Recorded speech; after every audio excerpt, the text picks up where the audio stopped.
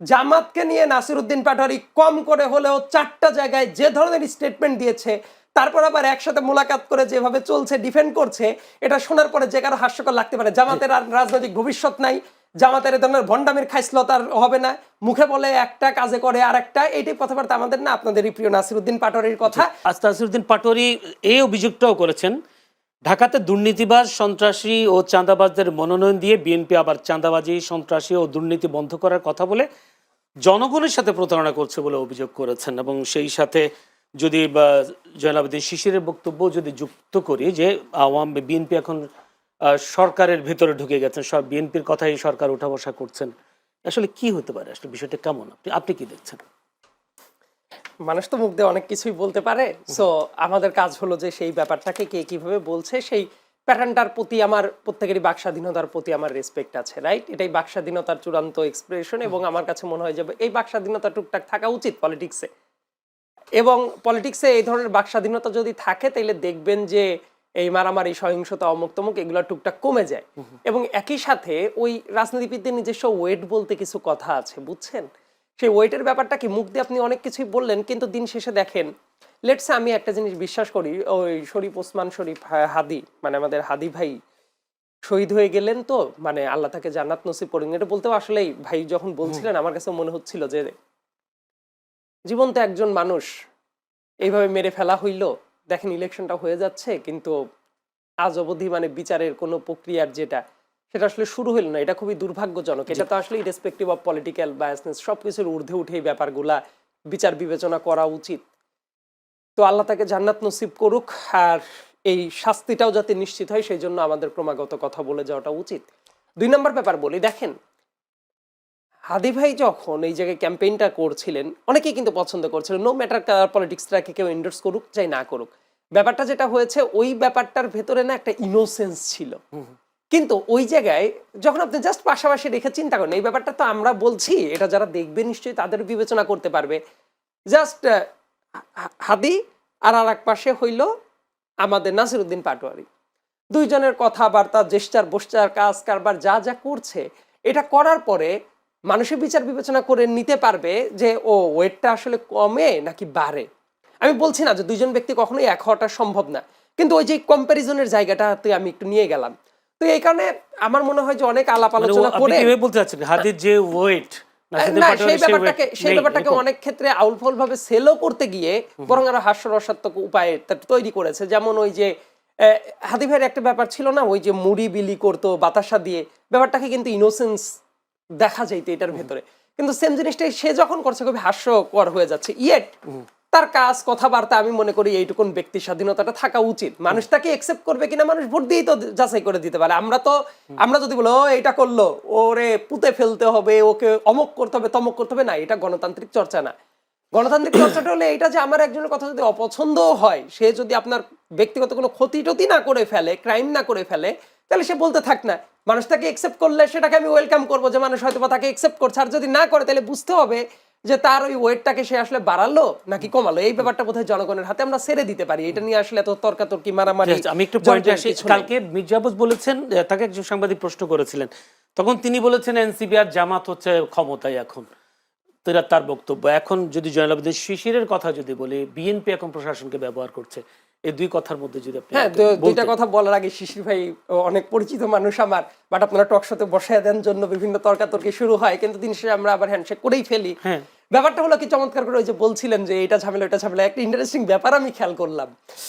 আপনি কথাগুলো বলছিলেন হলো জামাতকে কেন্দ্র করে তারেক রহমান সাহেব বোধহয় অনেকগুলো কথা বলেছেন, যে গুপ্ত আসলে তো অনেক জায়গায় এটা ফ্যাক্টটা হচ্ছে, মুনাফিক করার মতো কাজ, অমক তমক, এগুলা বোধ হয় যে আমি যতদূর বুঝতে পেরেছি এনসিপি কে টার্গেট করে তারেক রহমান সাহেব ডিরেক্ট কোনো বক্তব্য দেন নাই। কিন্তু মানে খুবই চমৎকার একটা ব্যাপার খেয়াল করি আমি, মানে জামাতকে নিয়ে কথা বললেও অন্য টাইমে বলবে জামাতের সাথে আমাদের অন্য কোনো কিছু নাই, শুধুমাত্র নির্বাচনী জোট, অমুক কিছু নাই, তমক কিছু নাই, কিন্তু ওদেরকে কিছু বললে এই যে কত চমৎকার করে যে এনসিপি কে ডিফেন্ডই করা হয় না, এনসিপির নেতা একেবারে নিজের গায়ের পর নিয়ে যেভাবে ডিফেন্ড করছে, তাতে করে তো আলাদা কোনো লাইন দেখা যাচ্ছে না।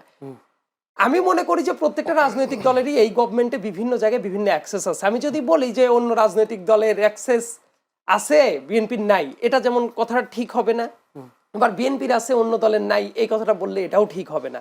প্রত্যেকেরই অ্যাক্সেস বিভিন্ন জায়গায় আছে, এইটা হলো সত্য কথাটা। এই সত্য কথাটা কেউ হয়তো বা স্বীকার করে, কেউ স্বীকার করে না। আমি তো বললাম, আমি মনে করি যে প্রত্যেকটা রাজনৈতিক দলেরই অ্যাক্সেসটা আছে। যেমন তো একটা উদাহরণের কথা বললাম, আমি আরেকটা উদাহরণের কথা বলি। ওই যে হ্যাক নামের যে কিছু কাহিনী, বা এটা কিন্তু পেঁচাইতে পেঁচাইতে অনেক দূর চলে গেছে। দেখবেন রাষ্ট্রপতির ওই জায়গা থেকে একজনকে অ্যারেস্ট করে নিয়ে আসা হলো, রাইট? এবং সেটার ব্যাখ্যা কিন্তু ডিবি দিতে গিয়ে দ্বিধা বিভক্ত হয়ে যাচ্ছে বারবার করে। ওইটা নিয়ে কিন্তু গতকাল বহু নাটক মঞ্চায়ন হয়ে গেছে, এবং তাকে অনেকটা টাইম অ্যারেস্ট না করে যেভাবে আটকে রাখা হয়েছিল, এই ধরনের কনফাইনমেন্টে রাখাটা একেবারেই ইলিগ্যাল কাজ। যেটা ওই যে ডিবি হারুনের কথা যে বললেন, আমি বলি যে আপনার নামে যদি ফিক্সড মামলার পরে প্রমাণ ওইরকম থাকে নিয়ে আসতে পারেন, কিন্তু তাকে ধরে আনার সাথে সাথে কিন্তু বলে না যে এই মামলা এইভাবে অ্যারেস্ট করে নিয়ে আসা হলো। নিয়ে আসা হয়েছে অনেক ঘন্টা পরে, তারপর বলা হয়েছে এই যে আজকে জামিন পেয়েছে কিছুক্ষণ আগে, কিন্তু যে কারণে অনেকক্ষণ ধরে এই কনফাইনমেন্টে নিয়ে যাওয়া হইলো, দিস ইজ ইলিগ্যাল থিং। এবং এইটা নিশ্চয়ই একটা রাজনৈতিক দলের প্রভাব বলয় ছাড়া কি এটা সম্ভব হয়েছে? আমি এই উদাহরণটা এই জন্যই বললাম যে কেউ যদি মনে করে থাকে যে না আমাদের কোথাও কোনো প্রভাব নাই, এই উদাহরণ থেকে তো বোঝা যায় তার মানে ওই জায়গাতে তাদের একটা প্রভাব বলয় আছে। আমি এই জন্যই বলছি যে কেউ যদি মনে করে যে কোথাও কারো প্রভাব বলয় নাই, ব্যাপারটা এরকম নাই। এই গভর্নমেন্টের বিভিন্ন জায়গায় বিভিন্ন মানুষের প্রভাব বলয় আছে বলে আমি মনে করি, তার জন্য একটা উদাহরণ দেওয়াটার প্রয়োজন অনুভব করলাম। ধন্যবাদ। মানে ওই হ্যাকের সাথে তো আপনি ডিবি এটাও তো বলেছেন, তথ্য পেয়েছেন এরকম একটা কথাও তো ডিবি বলেছে। আপনাকে আমি যেটা বলেছি সেই ব্যাপারটা একটু ভালো মতো যদি চেক করেন তাহলে দেখবেন তাকে যেভাবে নিয়ে এসে আটক করে রাখা হয়েছিল, এইভাবে এত ঘন্টা আটক করে রাখা যায় কিনা, এবং কি এটার ব্যাখ্যা দিতে গিয়ে স্বয়ং ডিবির থেকেও গোজামিল দেওয়া হয়েছে। এমনকি ওইটা নিয়ে ডিবির ভেতরে দ্বিধা বিভক্ত যে হয়ে গেছে, এটা প্রত্যেকটা মেইন স্ট্রিম মিডিয়ায় দেখবেন খবর আছে যে কোন রকম একটা ব্যাখ্যা দিয়ে দেওয়ার দরকার, আরেক পক্ষ মানছে না, এই ধরনের একটা দ্বিধা বিভক্ত অবস্থা সেই জায়গায় চলছে। সাইদ আব্দুল্লাহ, বিএনপি কেন আবার ঋণ খেলাপি, এতজন ঋণ খেলাপি কেন? মানে উনি বললেন যে নিয়ে আসতে আইনগতভাবে যারা ঋণ খেলাপি আছে এই ব্যাপারটাকে যদি এইভাবে দিয়ে দেওয়া হয়, এই ব্যাপারটাকে আমি ব্যক্তিগতভাবে সমর্থন করি না, এটা উচিত না। তার কারণটা হলো আপনি যাচাই বাছাই করে কাউকে যদি অনেক ত্যাগী নেতাদেরকে দেয়নি নমিনেশন। দেখেন এইটা তো একটা দলের পার্সোনাল জায়গা। আমি এই জন্যই বলছি যে কেউ ধরেন একজন ঋণ খেলাপি মানুষ, উনি আইনগতভাবে এইটা রিশিডিউল করতে পারেন নাই বা কোনো কিছু করতে পারেন নাই, আইনগতভাবে কেউ যদি ক্লিয়ার করতে পারতো হিসাব আলাদা, কিন্তু যদি না করে আপনারা যাচাই বাছাই করে দেখেন, এটা না দিলে কি মহাভারত অশুদ্ধ হয়ে যাইতো? এবং এই ব্যাপারটা যদি হয় এটা তো ভালো কোনো ব্যাপার, মানে সিগন্যালটা দেয় না। এই ব্যাপারটা আমি ব্যক্তিগতভাবে অপছন্দ করি, এই কাজটা হওয়া উচিত না, কোনো উচিত না। আচ্ছা, একটা যে প্রশ্ন সেটা হচ্ছে এই রাষ্ট্রপতি, আমরা দেখেছি রাষ্ট্রপতির ব্যাপারে রাষ্ট্রপতির কোনো কার্যক্রম আমরা এখন দেখছি না। রাষ্ট্রপতি শাহাবুদ্দিন আসলে কি কোনো কাজ নেই আমাদের দেশের রাষ্ট্রপতির? আপনি কি উনি খুব চুপ করে আছেন, যদি শাহাবুদ্দিন চুপ, কি কারণটা কি? নরমাল ব্যাপারটা হলো রাষ্ট্রপতি সাধারণত ওই নাম যেভাবে বললেন এরকম চুপ মেরেই বসে থাকাটাই তার টুকটাক কাজ।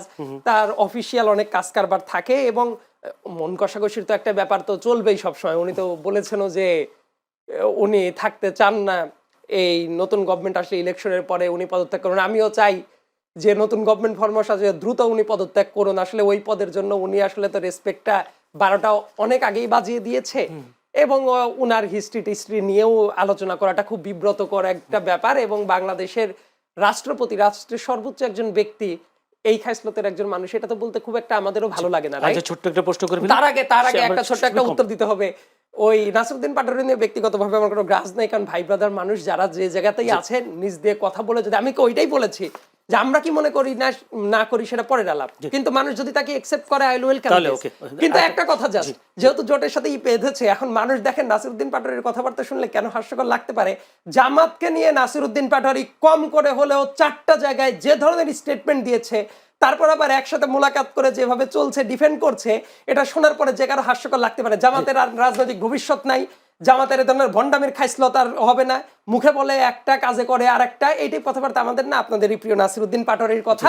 তো নাসিরউদ্দিন পাটোয়ারি যে মানুষ ওই কথা বলার পরে এখন আবার এইদিকে ঘুরে যাবে, মানুষ তখন তো দ্বিধা বিভক্ত হয়ে যেতে পারে যে এটা আবার কোন মানুষ, এটা কি বললো, এখন কি করে, তখন এই জায়গায় ইন্টিগ্রিটির কোশ্চেনটা অবশ্যই চলে আসতেই পারে। ছোট্ট করে জনাবদি সে যদি এটা উত্তরটা দিতেন যে আসলে আপনি তো নিশ্চয়ই বলতে পারবেন না যে সেই কথাগুলো বলেন মানুষ বিশ্বাস করবে কিনা। স্পেসিফিকভাবে সেই কথাগুলো বলেছে। আমি আপনাকে বলি, শুনেন, রাজনীতির মাঠে আমরা শুরু থেকে বলেছি, আমরা জুলাই যে সনদ এবং জুলাই যে সনদের প্রস্তাবনা, এগুলোকে সামনে রেখে আমরা অনেক বড় বড় জিনিস ছাড় দিয়েছি, এবং অনেক কিছু আমাদের ছাড় দিতে হয়েছে, কারণ আমরা 2000 শহীদের রক্তের জিম্মাদার, আমরা তাদের কাছে ঋণী।